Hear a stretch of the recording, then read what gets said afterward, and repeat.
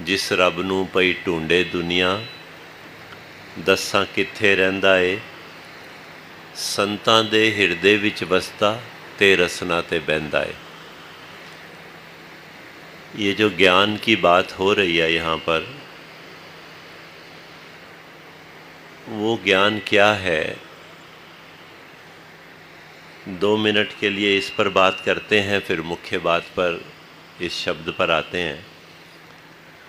वास्तविकता में हम सब शरीरों में हैं, पर शरीर नहीं है। हमें कुछ समय के लिए ये शरीर प्राप्त होता है और इंसान को इस बात का ज्ञान रहता है कि मैं ये शरीर हूँ। जब शरीर रहता है तो किसी का भाई बहन रहता है, किसी का माता पिता रहता है, किसी का दादा नाना दादी नानी बनता है, पर उसको समझ ये आती है कि मैं वास्तविकता में ना तो भाई बहन हूँ, ना माता पिता हूँ, ना दादा दादी हूँ, मैं वास्तविकता में आत्मा हूँ। यहाँ से ज्ञान आरंभ होता है।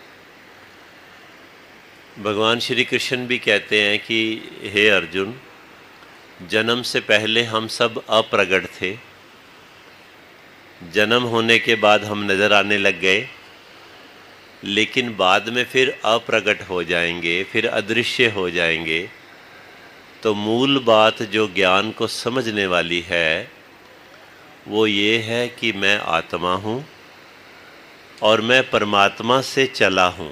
मेरी यात्रा परमात्मा से आरंभ हुई है और इस यात्रा में अनेकों जन्म लेने पड़ते हैं और मैंने भी लिए होंगे।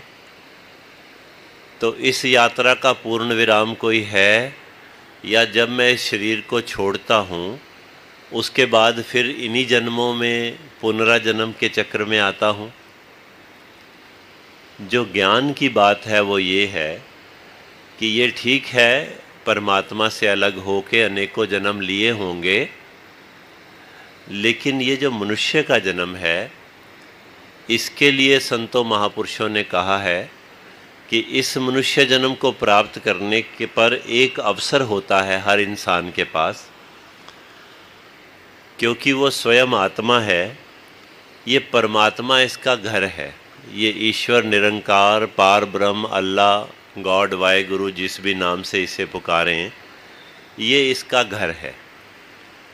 अगर सतगुरु जीवन में आ जाते हैं, संत महात्मा कृपा करके सतगुरु तक ले जाते हैं, तो सतगुरु कृपा करके इस निरंकार पार ब्रह्म का दर्शन करा देता है।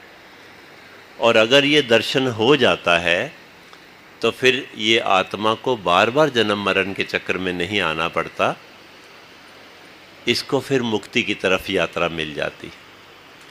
तो ये बात आज जो हमारे सामने शब्द आ रहा है वो ये कह रहा है कि ज्ञान लेकर ज्ञान का है जिसने ना उपयोग किया, उसको लाभ मिला ना कोई, ना उसने आनंद लिया। अब ये हम सब के लिए बात हो रही है जिनको सतगुरु ने कृपा करके ये ज्ञान दिया और कहा कि तू शरीर नहीं है, तू आत्मा है।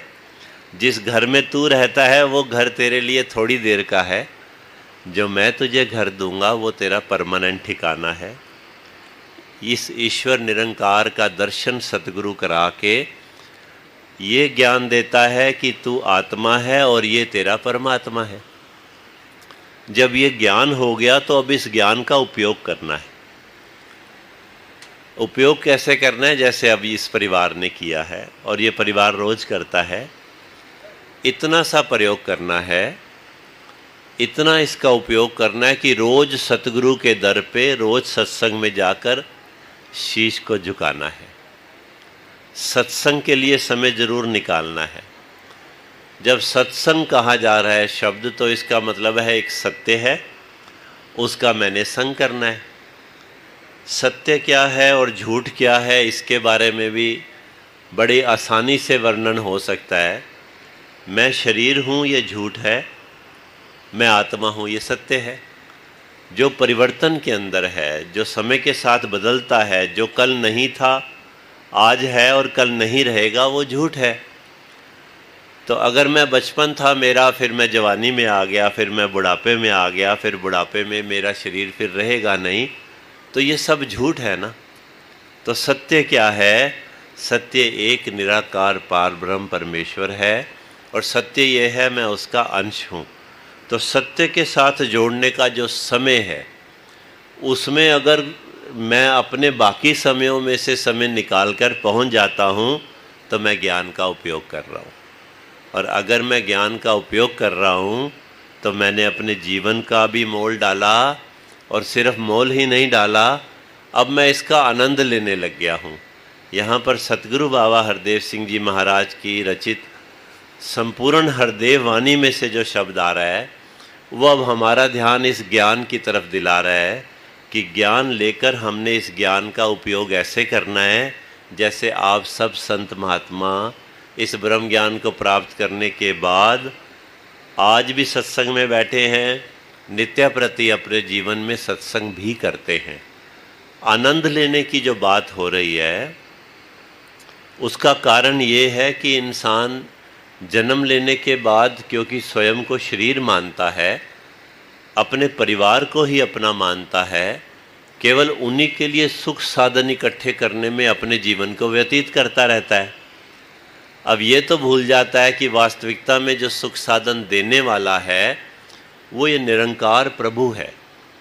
इस ईश्वर ने ही सबको देना है, यही सबको देता है। और अपने आप को कर्ता मानकर अगर वो केवल उसी कमाइयों में लगा रहता है तो आनंद से वंचित हो जाता है, इससे दूर हो जाता है। लेकिन जब ज्ञान मिल जाता है, जब ये बात समझ आ जाती है कि जो इनका मुकद्दर है वो इन सबको मिलना ही है, मैं तो केवल साधन मात्र हूँ, लेकिन अपने कर्तव्यों को मैंने पूरा करना है। कर्तव्यों को पूरा करता है और फिर समय पर सतगुरु के साथ जुड़कर इस निरंकार पार ब्रह्म के साथ जुड़ने का जो प्रयास करता रहता है, उसका जीवन आनंदमयी रहता है। यहाँ पर भी आगे यही बता रहे हैं जी, सिर्फ ज्ञान लेने से कोई बात न बनने वाली है, बिना कर्म के कभी जिंदगी नहीं संवरने वाली है। अब कई बार हमको भी ऐसे महापुरुष संत लोग महात्मा मिलते हैं जिनके पास हम जाते हैं, प्रभु की बात करते हैं तो वो उनको याद आ जाता है, कहते हैं हाँ ज्ञान तो हमने भी लिया था, लेकिन वो ज्ञान लिया हुआ जो है वो फ़ायदा नहीं दे पाता जब तक उसका प्रयोग ना किया जाए। तो यहाँ पर भी सतगुरु कह रहे हैं कि अगर किसी की प्रेरणा से आपको ब्रह्म ज्ञान मिला भी है, लेकिन उसके बाद उसका आनंद नहीं आ रहा है, तो आपको सत्संग में आने की आवश्यकता है। अगर ब्रह्म ज्ञान नहीं मिला तो ज्ञान लेने की आवश्यकता है। अगर ब्रह्म ज्ञान मिल गया तो इसको प्रयोग में लाने की आवश्यकता है। सत्संगत जी, अगर कोई एक अच्छा अमीर हो पिता और अपने बच्चे के लिए कोई अच्छी दुकान बना दे, कोई फैक्ट्री लगा दे और उसकी चाबियां भी उसको दे दे और कहे कि बेटा बहुत है इसमें, अब आप जीवन भर आनंद लेते रहना, पर वो बच्चा अगर काम पर ही नहीं जाए, उस काम को करना ही ना सीखे, उसमें बैठा ही ना, तो हो सकता है इन्वेस्टमेंट इतनी हो कि उसको रिटर्न उसकी आती रहे, लेकिन प्रोग्रेस नहीं हो पाएगी, ऊंचाई पर नहीं जा पाएगा, उसको और बढ़ा नहीं पाएगा। इसी तरह से ब्रह्म ज्ञान प्राप्त करने में, ब्रह्म ज्ञान अपने आप में संपूर्ण है, पर इसका आनंद कब आता है? जब इसको प्रयोग में लाया जाता है। ध्यान बिना ये ज्ञान कभी ना उतरेगा इस जीवन में, हर पल हर छिन सुमिरन वाली ज्योति जगानी है मन में। सत्संगत जी, अभी थोड़ी देर पहले हमारे बीच में भाई साहब कुलदीप जी बैठे हुए थे। उन्होंने एक बात बड़ी गहरी एक बार समझाई थी। कहने लगे ये सबको ज्ञान है कि ईश्वर हमारे आसपास है, ईश्वर हमारे अंग संग है, और हम पर सतगुरु ने कृपा की, ये दर्शन करा दिया कि कौन सा ईश्वर है जो हमारे अंग संग है। अब हमें सिर्फ ये आभास नहीं है कि ईश्वर अंग संग है, अब हमें अंग संग रहने वाला ईश्वर दिखता है, अब ये हमें दिखाई देता है। ये गुरु की कृपा है। इसको बोले कि ये तो हो गया ज्ञान, अब फिर क्यों कहते हैं सत्संग में आने की आवश्यकता है? इस बात को महात्मा ने समझाते हुए कहा कि ज्ञान तो घर में भी है। जब हम घर में हैं, ईश्वर सब जगह है, तो ज्ञान तो वहाँ भी था। अगर मैं ऑफिस में था तो ज्ञान तो वहाँ भी था। ब्रह्म ज्ञान की दृष्टि निरंकार पार ब्रह्म परमेश्वर सब जगह था। घर में भी था, ऑफिस में भी था, बाजार में भी था। फिर क्यों कहते हैं सत्संग पे आओ? तब उन्होंने बताया कि ज्ञान तो एक है, पर ध्यान बिखरा हुआ होता है। हमारा ध्यान इस निरंकार के ऊपर, प्रभु के ऊपर केंद्रित नहीं हो पाता है। जब हमारा ध्यान केंद्रित कहाँ होता है? जब हम सत्संग में इन संतों के साथ आकर बैठ देते हैं। हजूर बाबा हरदेव सिंह जी एक बार समझा रहे थे, कहने लगे कई बार ये भी सुनने को आता है कि अपना ध्यान अपने श्वासों पर लगाओ। तो सच्चे पातशाह जी ने समझाया कि श्वासें तो खुद भी तो चल रही हैं, जो आ जा रही हैं उस पर ध्यान लगाकर केंद्रित कैसे हो पाएंगे? ये श्वासें किसके अंदर से आ जा रही हैं? क्या वो चल फिर रहा है? जो शांत है, जो एक रस है, जो स्थिर है, वो ये ईश्वर है। इसका दर्शन जब हो जाता है तो ये ज्ञान हो गया। लेकिन इसके ऊपर ध्यान उन संत जनों के साथ सामूहिक जो बैठकर सत्संग होता है, इसके साथ ध्यान जुड़ना आरंभ होता है, क्योंकि ये कृपा का मौका है, ये कृपा का अवसर है। हम देख रहे हैं जो आ रहे हैं यहाँ चरणों पे शीश झुका के फिर क्यों बैठते हैं? शीश इसीलिए झुकाया जाता है आने के बाद कि सतगुरु, अब तक मैं पता नहीं क्या बना हुआ था, अफसर बना हुआ था या नौकर बना हुआ था, पति बना हुआ था या पत्नी बना हुआ था, पर अब तेरे दरबार में आ गया हूँ, अब सच के दरबार में आ गया हूँ। एक बार माथा टेका और कहा अब मैं परमात्मा तेरी आत्मा हूँ, अब मैं यहाँ बैठूँ तो मेरा ध्यान आपके साथ जुड़ जाए। जब ये मांग करके बैठा जाता है, फिर ये ध्यान इसके साथ जुड़ना आरंभ होता है। और जहाँ ध्यान जुड़ जाता है वहाँ फिर बहुत प्रयास नहीं करना पड़ता, वहाँ आनंद उसका, उस संग का आनंद अपने आप आने लग जाता है। तो सतगुरु, आज हमारे सतगुरु माता सुदीक्षा जी महाराज हमें यही बात समझाते हैं कि एक तो सत्संग में आना अनिवार्य है, फिर सत्संग में आने के बाद कोई भी बात जो हमें डिस्ट्रैक्ट करती है संगत से, that may be our mobile, that may be our thoughts, उससे दूर होने का प्रयास करो, क्योंकि ये जो समय है यही समय हमारे ध्यान को इस परमात्मा के साथ, प्रभु के साथ जोड़ने को लगता है। और जब ये जुड़ता है फिर उस अवस्था का आनंद पे हमें सतगुरु पहुंचाना चाहता है। जी, गुरु ज्ञान से निरंकार को जाना है, पहचाना है, इससे एकमिक हो जाना ही असल में इसको पाना है। अब यात्रा आरंभ होती है ब्रह्म ज्ञान प्राप्त करने के बाद। हम सब देख रहे हैं, दास संबोधन भी कर रहा है संत महात्मा, और दिख तो रहे हैं सारे गृहस्थ वाले हैं, बच्चों के साथ भी आए हुए हैं, सारे काम कर रहे हैं। तो संत महात्मा किसको कह रहे हैं? सत्संग जी, जो जाने बेअंत उसको कहिए संत। संत वो होता है जो इस ईश्वर को देखते हुए अपने कर्म करता है, जिसको ये ध्यान होता है कि मेरे हर कर्म को कोई देखे या ना देखे, अल्लाह देख रहा है, ये ईश्वर देख रहा है। जिसके मन में ये भाव बैठ गया, जिसके ध्यान में ये बात समझ में आ गई, फिर सत्संग जी वो इस ईश्वर पार ब्रह्म सत्ता के साथ अपने जीवन की यात्रा को ऐसे एकमिक होकर आनंदित महसूस करता है।